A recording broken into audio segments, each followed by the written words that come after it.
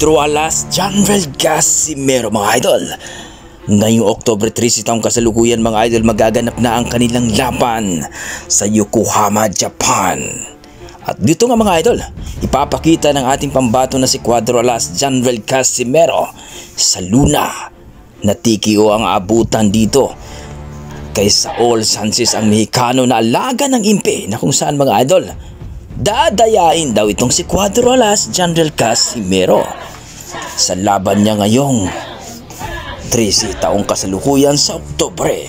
At dito nga mga idol, usap-usapan ngayon na magpakarga at magpaturok daw itong si Saul Sanchez, na kung saan mga idol, kaya daw na itong si Saul Sanchez mga idol ay hindi maaga na pumunta sa bansang Japan para magpabada test mga idol. Alam naman natin mga idol na itong si Cuadro Alas Casimero ay nauna na at nagpabada na rin to sa bansang Japan, kaya marami ang mga kuro-kuro o kumbaga mga idol ang chismis na kung saan mga idol ay itong si Saul Sanchez mukhang magpakarga at hindi magpabada mga idol.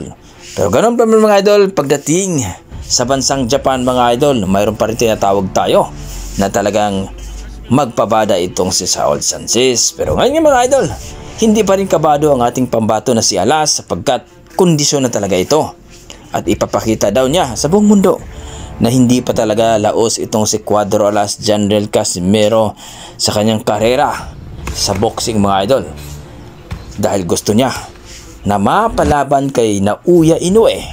At dito nga mga idol, sasadyain daw ni Inoue na makita ang laban ni Casimero at ni Saul Sanchez sa Yokohama, Japan mga idol ngayong 13 taong kasalukuyan sa Oktubre mga idol. So handa na ba tayo mga idol ngayong Oktubre 13 taong kasalukuyan sa laban nating Alas? Well mga idol, suportahan natin ang ating pambato na si Cuadro Alas Janvel Casimero. Ika nga, sabi nila, kailangan matikio daw itong si Saul Sanchez. At huwag na daw paabutin sa decision mga idol, sapagkat delikado daw mga idol. Dahil alam naman natin na alaga ito ng impi mga idol. At nagbabalak pa itong si Sean Gibbons na mapalaban ito sa mga rankings itong si Saul Sanchez. Kaya gagawin daw lahat ni Cuadro Alas Casimero na matalo itong si Saul Sanchez at TKO daw ang aabutin nito.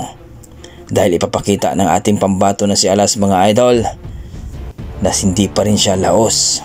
Gusto ni Cuadro Alas Casimero mga idol na magiging 4 Division World Champion dito sa Super Bantamweight Division. Well mga idol, nakita natin ang bato-batong katawan ni Cuadro Alas Casimero. Kumbaga, ito po ay sign na talagang kondisyon ng ating pambato. Kaya mga idol, iniingatan po siya ng promoter ngayon na hindi po magkasakit sapagkat delikado. Baka po mga idol ay maulit-uli ang laban ni Ugoni at ni Casimero dito kay Saul Sanchez na magkaroon ng hindi magandang pakiramdam itong si Casimero. Kayo mga idol, anong masasabi nyo sa ating video? I-comment mo na sa baba mga idol para ating pag-usapan. Maraming salamat.